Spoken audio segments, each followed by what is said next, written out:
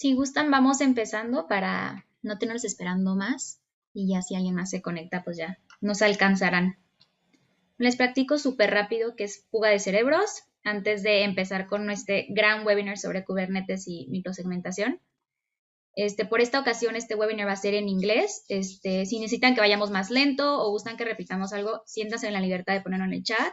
Y cualquier pregunta, claro que las estaremos contestando, entonces las pueden poner siempre en el chat y ahí estaremos al pendiente para después, al final, atender todas sus preguntas o cualquier tema que tengan. Pero por favor, siéntanse en la libertad de decirnos vayan más lento, repitan las cosas, con muchísimo gusto lo haremos. Les recuerdo que este webinar va a ser grabado y al final lo vamos a subir a nuestra plataforma de YouTube. Ahorita les dejamos el link de nuestro YouTube e igualmente, ahora sí, los invitamos a participar en Fuga de Cerebros. Les platico rápido qué es. Fuga de Cerebros es una plataforma con muchísimas oportunidades internacionales y nacionales en el área de TI. Pueden encontrar muchas oportunidades en grandes empresas. Los invitamos a inscribirse para que puedan obtener las últimas vacantes que estamos teniendo en el mercado y también para que puedan estar al pendiente de sus perfiles y también para que puedan aplicar. Tenemos vacantes como de Python Developer, Full Stack, React Native Engineer, Net Developer. La verdad es que es muy variado la cantidad de vacantes que tenemos y están enfocadas en diferentes perfiles. Entonces, por favor, vayan a checar la página. Les prometo que es una gran oportunidad y no se van a arrepentir. Y bueno, ese es el canal de YouTube, pero no se preocupen, ahorita les compartimos el link e igual también en Facebook estaremos publicando el webinar ya que hayamos acabado de grabar, para que puedan regresar cuantas veces necesitan para aclarar sus dudas. Y bueno, ahorita nuestro invitado especial es nuestro partner Tigera. Nos está acompañando Sergio y Chris. Entonces, les cedo la palabra a ellos para que demos por comenzado este webinar y disfruten mucho. Muchísimas gracias, Lorena. Buenos días a todos, buenas tardes a todos. Mi nombre es Sergio Toro, trabajo, como dice Lorena, en Tigera. El acento extraño es porque soy de Colombia, pero vivo en Vancouver y trabajo en una empresa que está basada en San Francisco. Esas son, digamos, como las cosas buenas que uno tiene de tener ya, una de las poquitas cosas buenas que nos deja la pandemia, que podemos estar en diferentes lados del mundo y tener actividades. Tigera, les voy a compartir mi pantalla. Lorena, si me puedes dar la habilidad para poder compartir mi pantalla. Claro, una disculpa. Gracias. Tigera es una empresa basada en Silicon Valley que se dedica a hacer y mantener lo que llamamos el Proyecto Calico, del cual les vamos a hablar en los próximos minutos.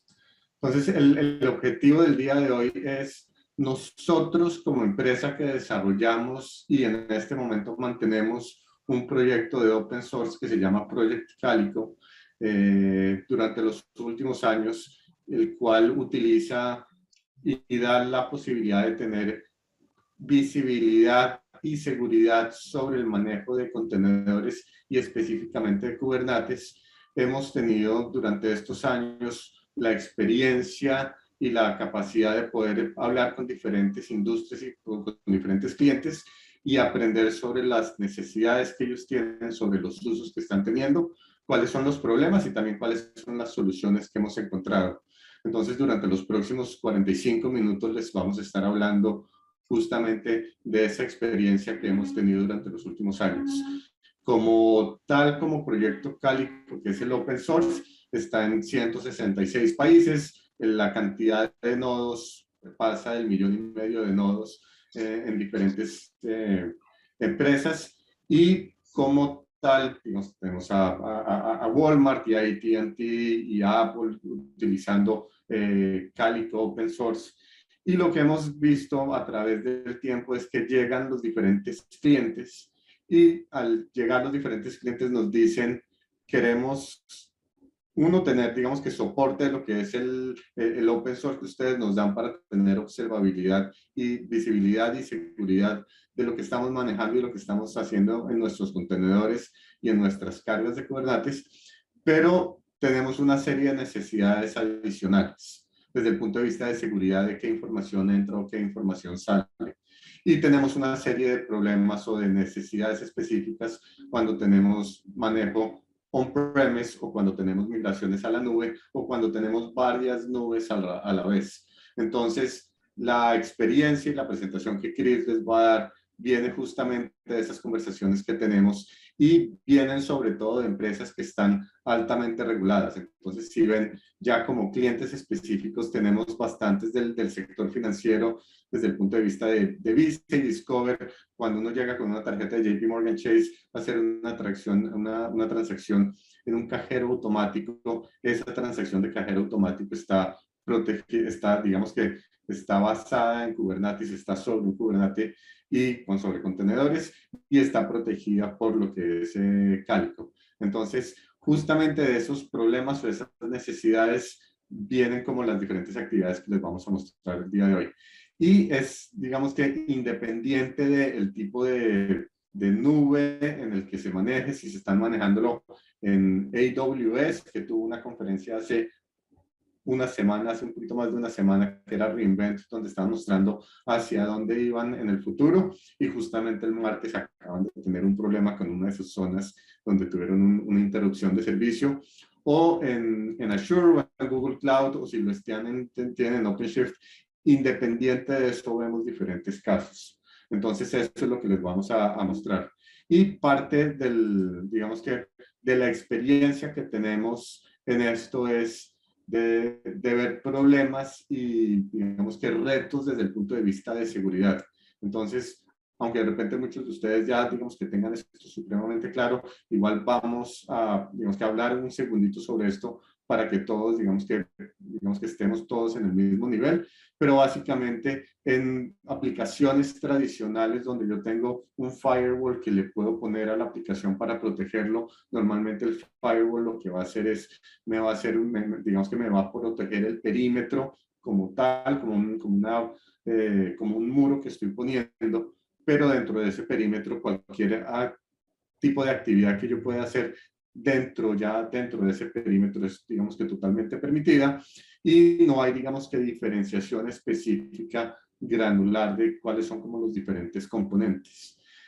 Toda esta aplicación tradicional de firewall o de muros que yo puedo poner de protección para nuestras bases de datos y para los corridos que estoy haciendo, eventualmente se vuelve no muy útil cuando estoy utilizando aplicaciones de nube, porque en la medida en que yo estoy utilizando aplicaciones de nube y tengo contenedores donde están teniendo cargas específicas, no me sirve el tener totalmente protegido alrededor como un perímetro toda la aplicación, porque muchas veces lo que necesito es que una aplicación dentro de un contenedor no pueda hablar con otra aplicación del mismo contenedor, bien sea por temas de seguridad. Y nos pasó una experiencia en una entidad bancaria en Brasil donde uno de los contenedores fue, digamos que,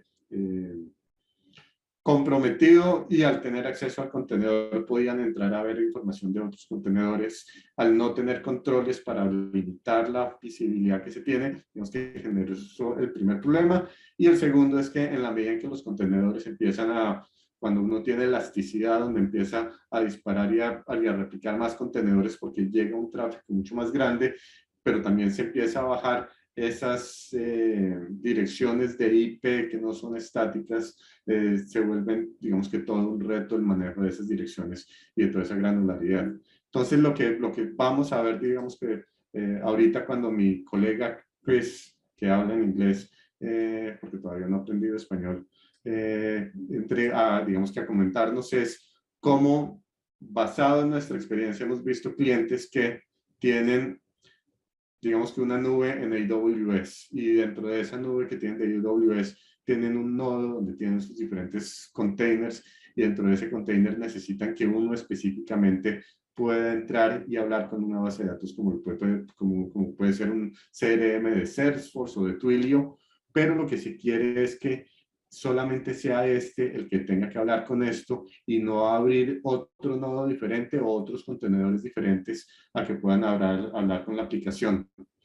Y eventualmente si yo puedo llegar a tener una base de datos de Oracle que está, hablando con otro contenedor, que entre ellos dos no se hablen. Y nuevamente una aplicación de nube, de firewall, digamos que no me va a permitir eso, y tampoco me va a dar la visibilidad de este contenedor con quién está hablando, con quién se está conectando por parte de afuera, y si está conversando o no con otros contenedores. Y cuando le metemos, digamos que una nube adicional, y para darles un ejemplo, en Inglaterra hay una ley específica con entidades bancarias que dice deben tener 2 proveedores públicos de nube mínimo. Un solo proveedor de nube no es suficiente porque tienen que tener redundancia en los sistemas. Y de hecho eso funcionó muy bien justamente el martes cuando en AWS una de las zonas de Estados Unidos se cae.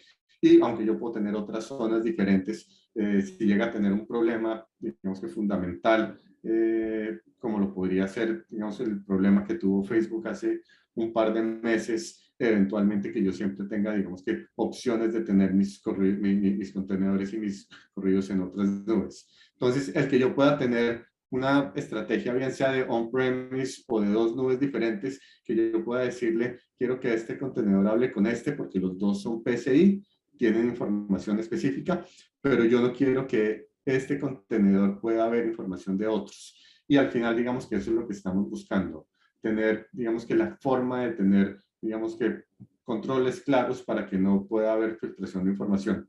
Entonces, digamos que en resumen, lo que les vamos a mostrar ya específicamente de cómo hemos aprendido y qué es lo que hemos visto en el mercado son 4 cosas al final y realmente son 3 temas específicos. Y los 3 temas son, el primero es seguridad, que viene con estas 2 aplicaciones, que es lo que me entra y lo que me sale. ¿A qué me puedo conectar por fuera? Y qué información dejo que entre, que es lo que llamaríamos controles de norte y sur, entrada y salida. Y también qué información puedo hacer que se vea cuando ya estoy dentro de un mismo nodo, qué información puedo ver dentro de los contenedores y qué información se puede transmitir entre el uno y el otro. Y nuevamente, el mejor ejemplo posible es un contenedor que tiene PCI no debería hablar con un contenedor que no tiene PCI. Debería haber digamos, una limitante supremamente clara en eso. Entonces, en seguridad, qué entra, qué sale y qué se habla entre ellos mismos. Y digamos que la segunda cosa que hemos visto es desde el punto de vista de cumplimiento y de seguridad, que eventualmente yo pueda decir, efectivamente, sí estoy cumpliendo con proteger la información o con mis controles específicos de seguridad y pueda mostrarle a un tercero cuando llegue ese tercero cómo estoy haciendo ese cumplimiento de controles. Y por último, que al final digamos que pueda tener un tablero de control donde vea qué es lo que está pasando. Entonces, eso es digamos que lo que vamos a entrar a ver de forma específica.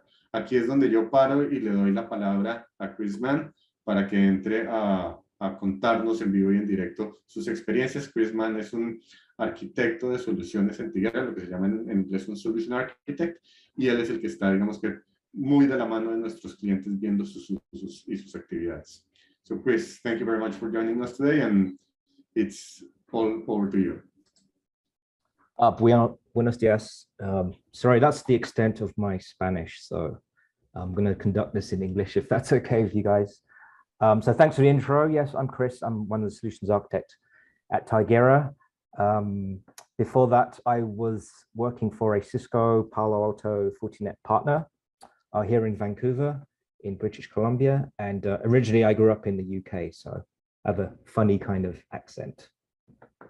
So I'm just going to share my screen over here.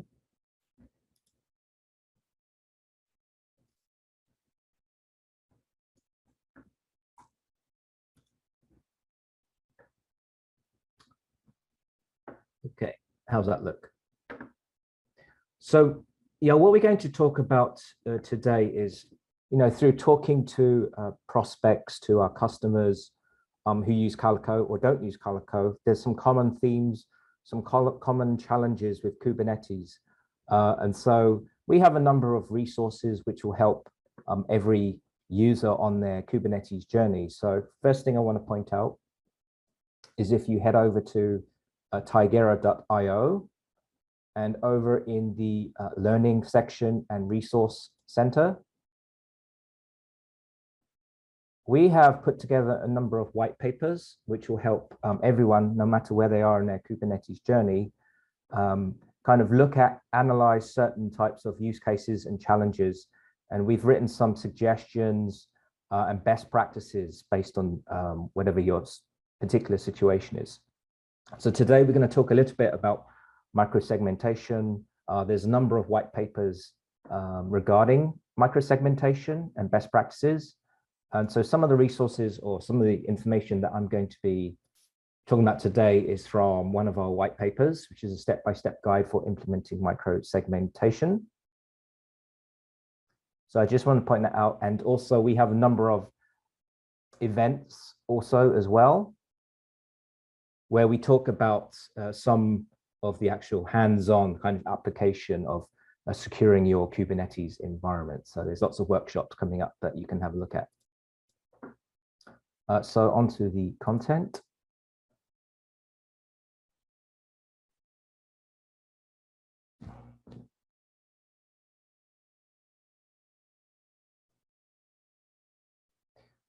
So I'm going to assume lots of you are quite familiar with Kubernetes. And you know, when you first start off with Kubernetes, it can be a little bit challenging or daunting because, you know, it's a platform that you deploy, and visibility and what's happening inside of the cluster from the start can be challenging, and you're not really sure what's happening. Oops, excuse me. And one of the things that security teams are very concerned about is if we don't know what's happening inside of our cluster, how can we control it? How can we analyze it? How can we report? How can we do auditing? And in cases of downtime, or if you've been exposed to a security vulnerability, how do we actually begin to troubleshoot? So in terms of securing Kubernetes and all the workloads inside of Kubernetes, here are some of the common challenges, common themes that we've seen. So first one is unauthorized access to applications and data. So that by default, when you deploy Kubernetes, there are no network security policies. Your workloads have full access between each other. So right there and then, that produces a challenge in terms of securing your workloads from each other. Exposure of sensitive data and personal identifiable information, that's a huge challenge as well. So for those of us who work in highly regulated industries, being able to protect the sensitive applications and also protecting our customers' data is going to be key, which kind of leads on to our compliance. If we are running under certain compliance or controls frameworks like PCI, then being able to demonstrate to an auditor how you secure your workloads, how you report on them, that's going to be key in helping you get your certifications or passing your controls and measures. And obviously, we want to be able to secure our applications so that we can protect them against malware or even worse, ransomware attacks. So workload access controls, these are some of the things that InfoSec teams and platform owners need to be concerned about. And if you look through our best practices documentation, I'm going to be concentrating on a few of those things today, and also show you how Calico can help you with that. I'm not here to preach entirely about Calico. There's obviously lots of solutions out there, but I'm just going to show you how Calico does that, so that if you're trying to assess your solutions, just think about how those solutions are going to solve these business challenges. So like I said, this is the microsegmentation white paper. So after this presentation, maybe you can go up there and sign up and have a review of this white paper yourself. But two of the common themes we're going to start off with is implementing least privileged access using network policy. So I'm going to talk about how we use Kubernetes labels to secure our applications, how we build our policies using that, and then how we can actually use policy enforcement and reporting to actually troubleshoot, identify what's happening in our cluster. And then collaborative shift-left approach to security. So what we mean by that is it's common in a project or a development lifecycle for developers to compile their code. It's great, it works, it delivers the business logic or functionality. But at the end of that lifecycle, we now need to get that approved by security, make sure the code isn't exposing any sensitive information, and that we're not allowing any potential breaches from the outside. But what happens is going through that security approval process can take time, and it really slows down the whole delivery of the project. So collaborative shift-left approach is whereby we can try and introduce security measures or mechanisms so that all of the teams can work together on security, so that it's kind of built into the whole project right from the start through to delivery.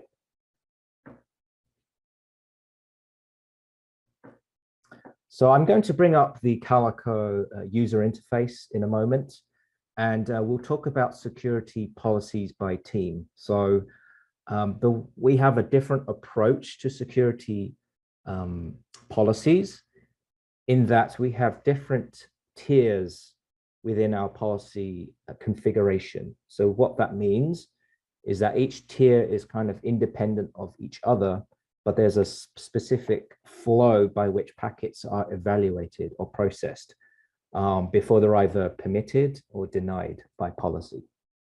So in this example, I have 3 tiers here, and within each tier, we can have specific policies. And so what happens is a packet will enter the highest priority tier first. So in our case, it would be the security team. We want the security team to have global or cluster-wide priority, so that they form kind of the top level governance for the whole cluster. So then the security team can define these policies, and then only if traffic matches or meets evaluation through this policy can that packet be processed by subsequent tiers. So we have a kind of a cascading effect over here. What it also means is by having different tiers, these are actually Kubernetes custom resources. So we can actually use native Kubernetes RBAC, role-based access control, to actually define which teams, which users get access to which tiers.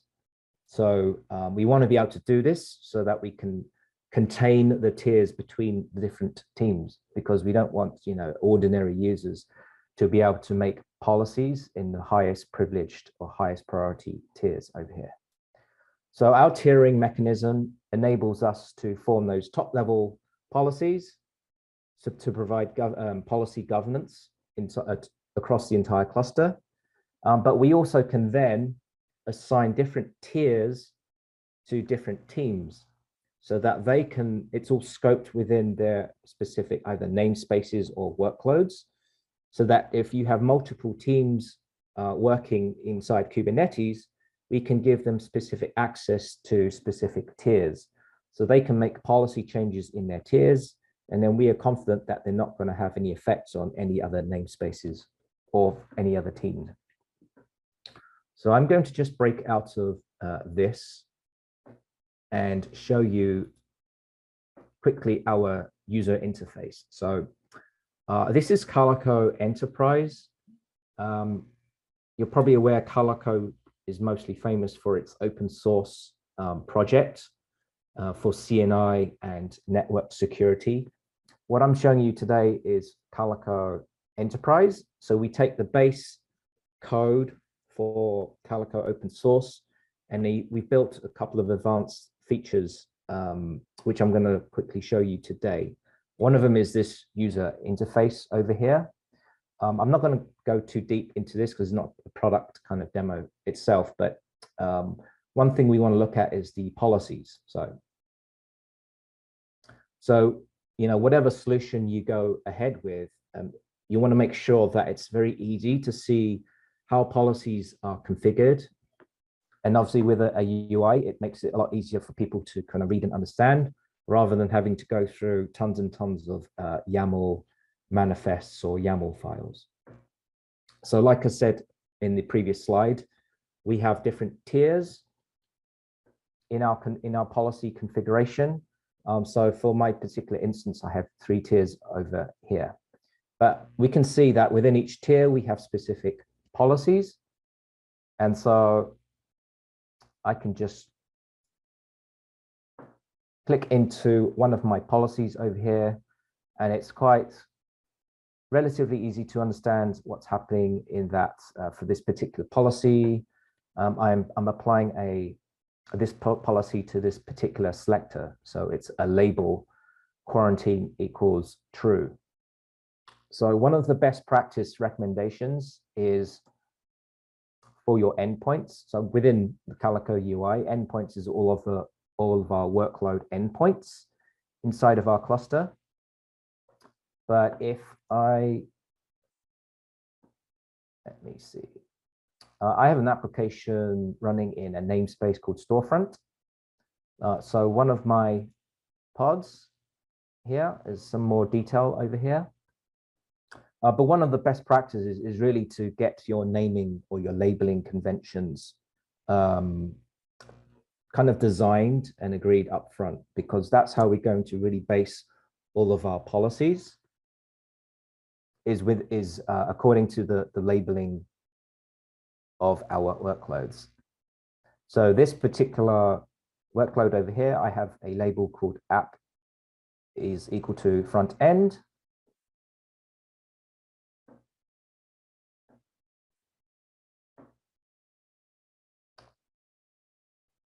So I'm going to just build some policy.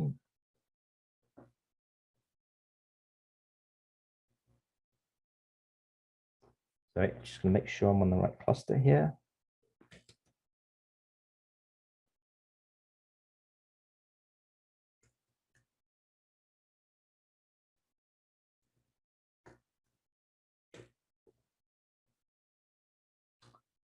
So I'm just going to check I'm on the right cluster. So my front end pod should have an IP address 172.16.0.11.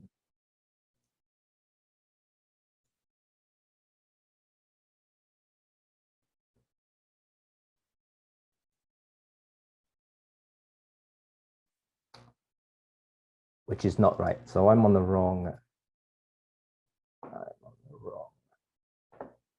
cluster. Sorry about that. I'm just going to back up here.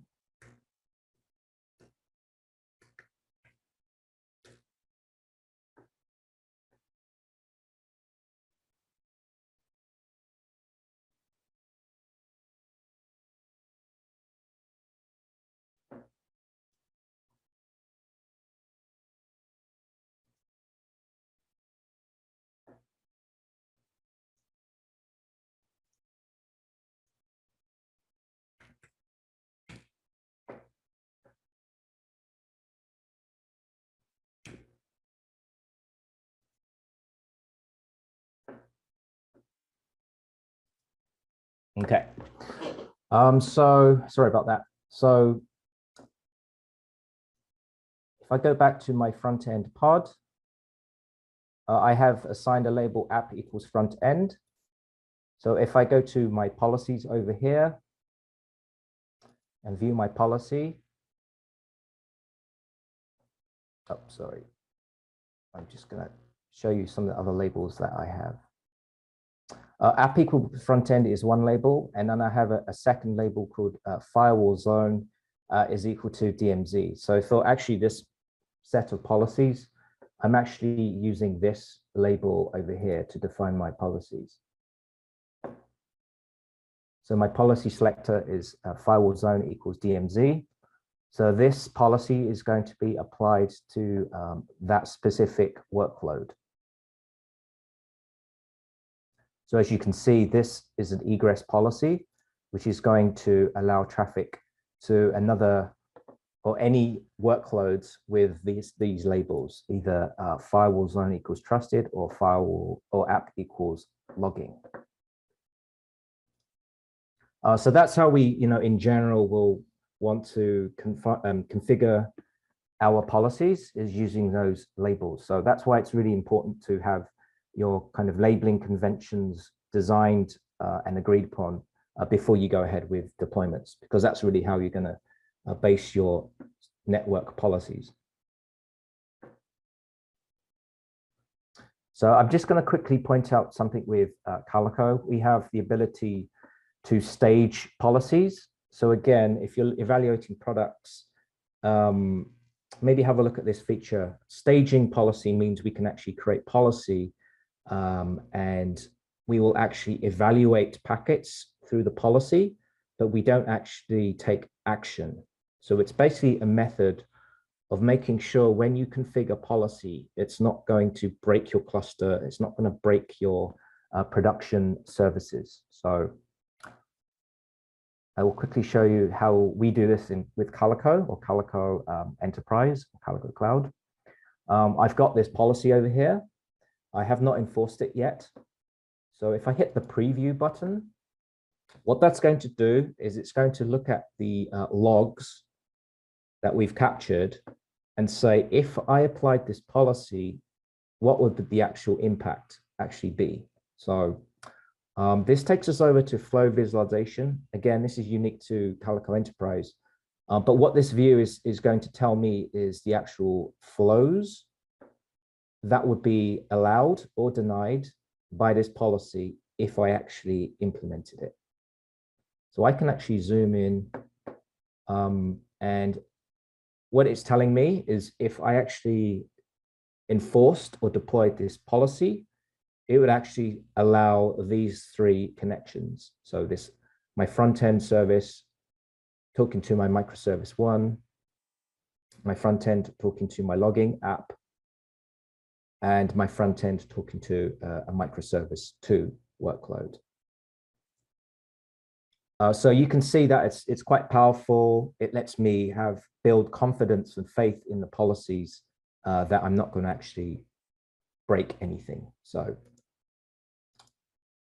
as a best practice, if you have the ability to stage your policies, then definitely stage those policies. Make sure that those policies aren't going to break, deny traffic, or degrade any of your production services. And then once you have the confidence in that the flows are doing what you want them to do, then you can actually enforce them. I have another policy over here, which is basically my deny policy. So it's another kind of best practice is that if we were going through a microsegmentation journey, our real goal is to be able to whitelist traffic. So really understand which workloads are talking to each other and how, and then deny everything else.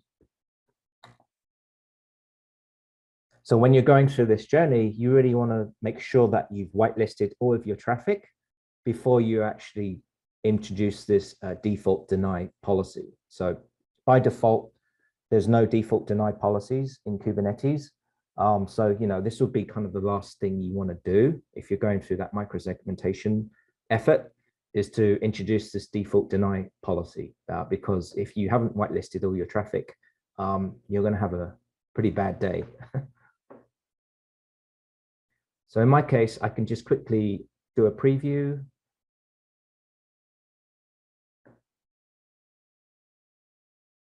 So it looks like if I implemented this policy, it wouldn't actually break anything, which is good. So I'm going to quickly enforce this policy over here. Cool. So I'm going to just talk onto the next section.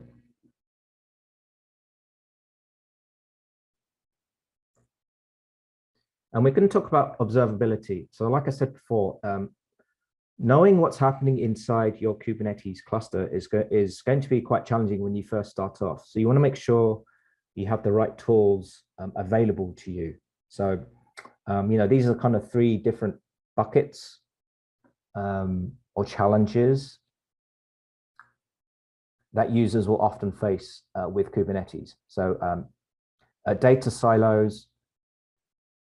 So being able to kind of work out what's happening at each kind of layer in your stack is going to be quite challenging. So we want to have methods of being able to correlate certain actions or events so that it's easier to identify what's actually happening down at a pod or container level. In a multi-cluster, multi-cloud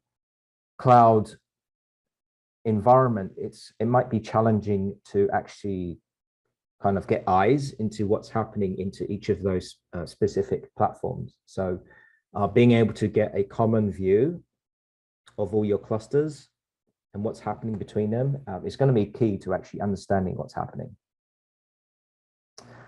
Another thing that's obviously with Kubernetes is pods or workloads.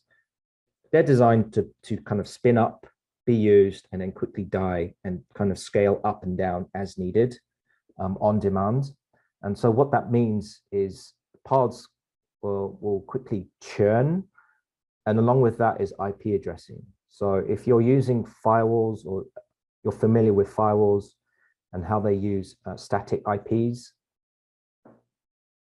for policy, that's no longer going to be effective in Kubernetes because our pods, they can spin up, spin down, and get new IPs constantly. Again, so having our Kubernetes environments distributed across multiple platforms, we're going to have multiple places where logs exist. So again, when we're trying to correlate events, trying to do some analysis, some end-to-end reporting, it's going to be challenging to have all these different places where you have logs and being able to make sense of that. Kubernetes obviously introduces a lot more concepts into networking. And when we're doing our analysis, having that extra detail or data that is specific to Kubernetes is really going to help us out. So, compare and contrast that to our traditional logs, which is 5 tuple based. So source, destination, IP, port, and protocol. That's not really going to mean too much in Kubernetes, especially when pods are kind of spinning up and spinning down all the time. And lastly, troubleshooting. Obviously, being able to correlate and grab all that data together and actually make sense of it, that's a large challenge for many users. Again, I'm just going to point out what Calico can do. If you're evaluating other products, just be wary that there are tools out there, and hopefully we can demonstrate at the very least what you should be looking for. So with Calico Enterprise, we have the ability to dynamically generate a network kind of layer or network centric view of our cluster. So it's basically being able to see traffic patterns or connectivity between our workloads, and specifically we are able to embed the actual raw flow logs into our user interface so that you don't have to switch between different screens or different applications when you're trying to make sense of what's happening. So I'm going to just, again, go back to the UI and show you service graph here. So this is quite busy. I've deployed quite a few things in my cluster, but what we can see here is I have quite a number of namespaces in my cluster, but I can instantly see there's connectivity between certain namespaces. So in my example, I have deployed an application in a namespace called Storefront. So this is a dynamically generated graph of my application. It's quite a simple application. I just have a front-end microservice, and then there's 2 kind of middle tier where my business logic is, and then backend is a database over here. So this is, quite a common kind of setup, but in this case, it's quite a simple demo. But instantly, I can see what's happening between these workloads. So my front end is obviously talking to my two microservices here, and then my microservices are talking back to the database over here. And you can see there's no connectivity between the front end and the back end. So it's very quick and easy to actually see what's happening between the workloads. And even better, if I click on one of the lines, it actually builds out a query down below here. And now I get access to the actual raw flow logs.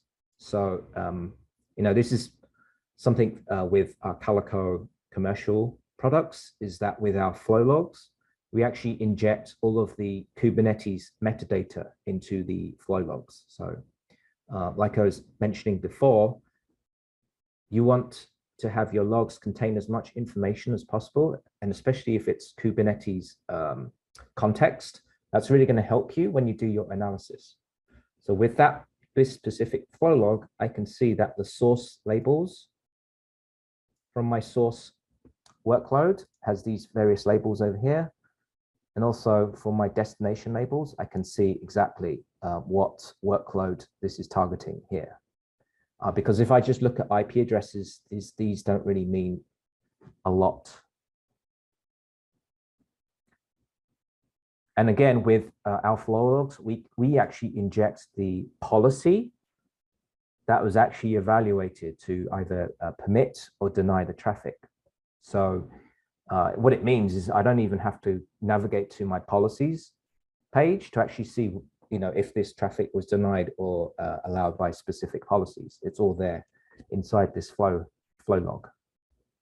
Another thing with Calico is we can get access to the processes at a pod level.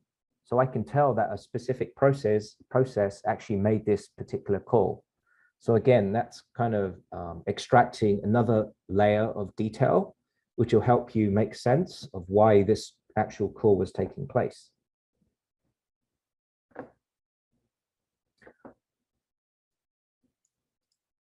So what I'm going to quickly do here as a demonstration is I'm going to just quickly deploy a rogue application.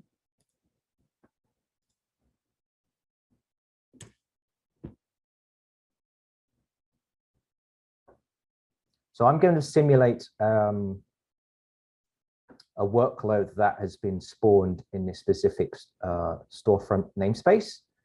And then we'll be able to see within service graph and be able to kind of detect what's happening. So hopefully that will,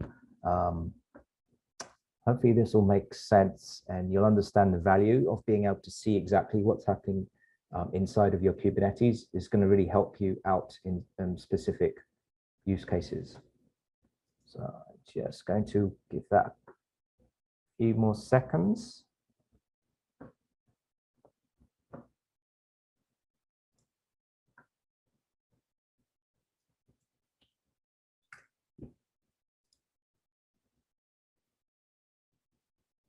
So I've launched my rogue pod, and this pod is configured to try and reach out to everything inside of the namespace and even out to internet over here.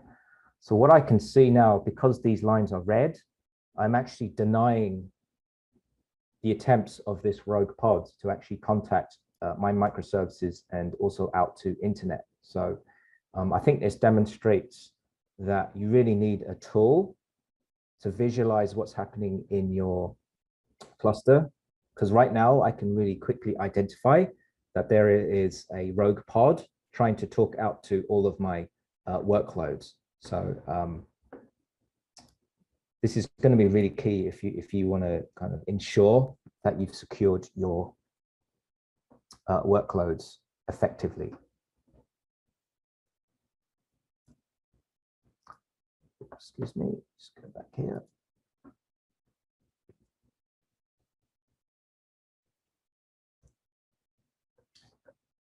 DNS policy. So with Kubernetes, By default, the network policies there, you're not able to build network policy around fully qualified domain names, so FQDNs, or URLs. And really, we kind of need that because we don't want to start creating network policies based upon IP addresses, especially if they're out on the internet. I think we all know that the cloud providers often change the IPs of their hosts. So trying to maintain those lists all the time and update your network policies is going to be quite challenging, and it can also lead to service outages every time those IP addresses change. But other use cases might be if you have internal applications or hosts outside of Kubernetes, but you want to be able to still reference them by DNS name because maybe these IP addresses may change. We want to be able to use a common kind of DNS-based approach to define the way our traffic egresses our Kubernetes policy. Sorry, Kubernetes cluster. So again, I'm just going to do a really quick demonstration over here. I have a staged egress policy over here, and I have an application, a CentOS application running in my namespace called dev. And this rule is basically going to allow DNS lookups. And then I'm going to create policy to only allow access to BBC or any star.bbc.com or star.twilio.com. And also with Calico, we're able to reference another label. So type equals external APIs. External APIs is another object. It's a custom resource called a network set. But within my network set, I'm able to define more domains here. So basically, I am whitelisting a couple of domains, around 4 domains over here. So what I'm going to do is just quickly show you.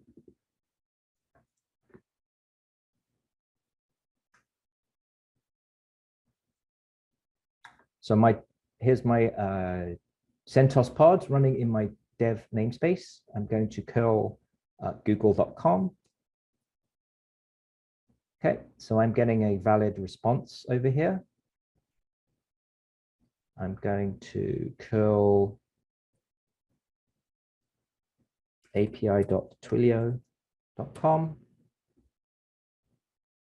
and also curl amazon.com. Oops. It should have been www.amazon.com. Excuse me. Okay, so I'm getting valid responses for all of my attempts to reach these specific URLs. So it's a stage policy. What I'm going to do is I'm going to enforce this. So basically, if it doesn't meet any of this, if it doesn't match these rules and get permitted here, it's going to drop the traffic. So I am going to just quickly enforce this.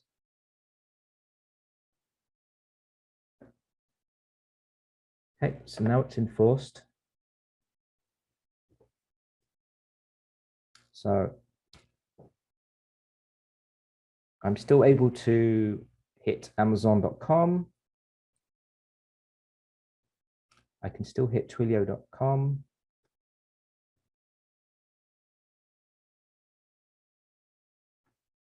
And okay, it's just going to give it a couple seconds, but we should see this deny soon.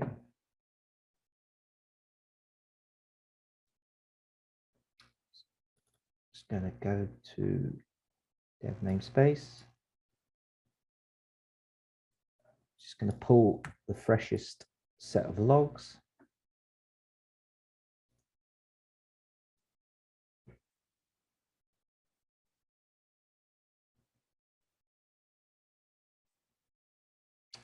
let's go to something else, apple.com. Okay, I'm still getting my redirect.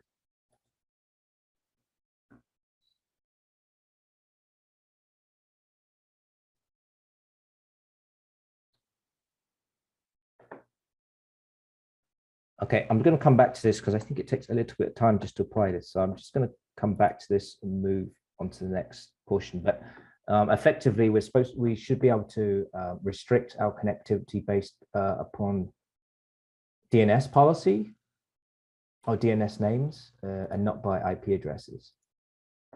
And Chris, now that we're getting into the last 5 minutes of the conference today, any other relevant points that we should be aware of for the audience? Yeah, I mean, it depends obviously where people are at with their Kubernetes journeys, but definitely from speaking with customers, two of the main things that concern them is workload access control. So being able to apply network policy to workloads and securing traffic between workloads. So that kind of east-west kind of security, and visibility or observability. So actually being able to see what's happening inside of the cluster and also being able to troubleshoot effectively and having the right tools like flow logs and other data available to you.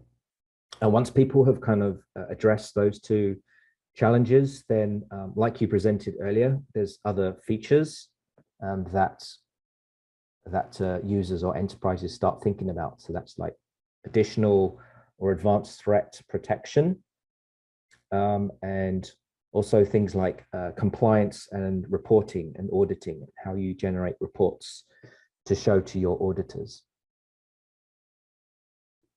But yes, I would say those are the kind of key things that we see when we talk to our prospects and customers.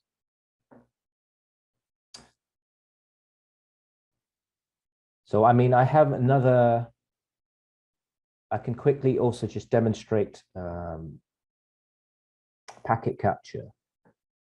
So,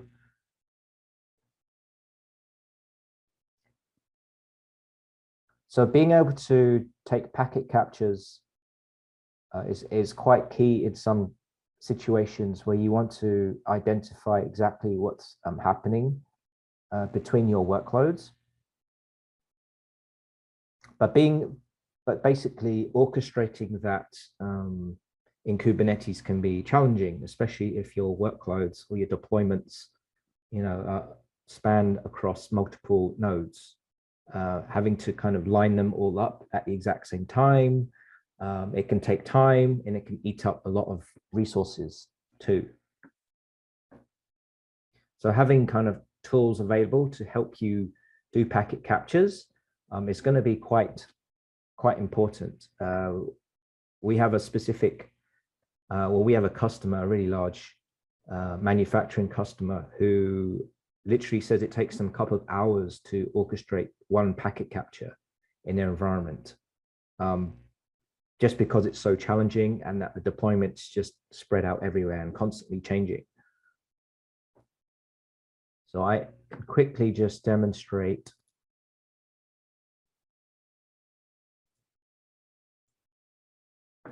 how we can do it. And so if I go again to my storefront,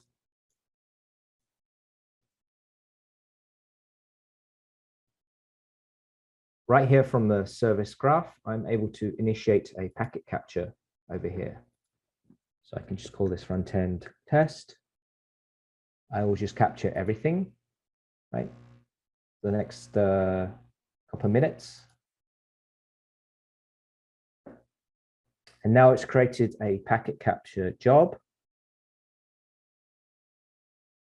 And it's basically going to capture everything, all the packets with this selector over here. So no matter how many nodes this specific service is back, or how many pods exist in this service, it's going to create packet captures on all of those hosts. So I can just stop here quickly. And then I can download the captures.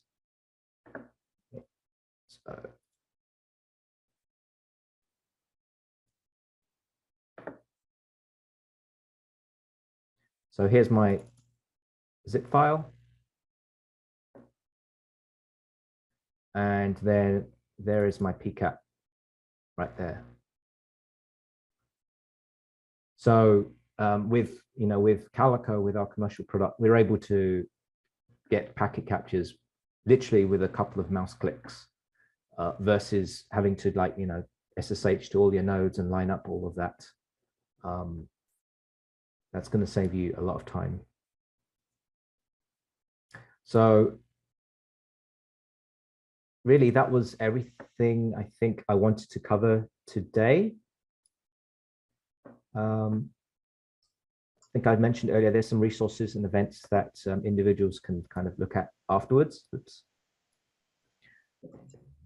If they want to learn more about Calico. Thank you, Chris. And para todos, entonces, para ser respetuosos con el tiempo de todos, ya creo que llegamos al final de la hora. Cualquier pregunta a través de NDS Cognitive Labs pueden, digamos, contactarnos a través del partnership que tenemos con NDS. Entonces estamos todos a su disposición. Lorena.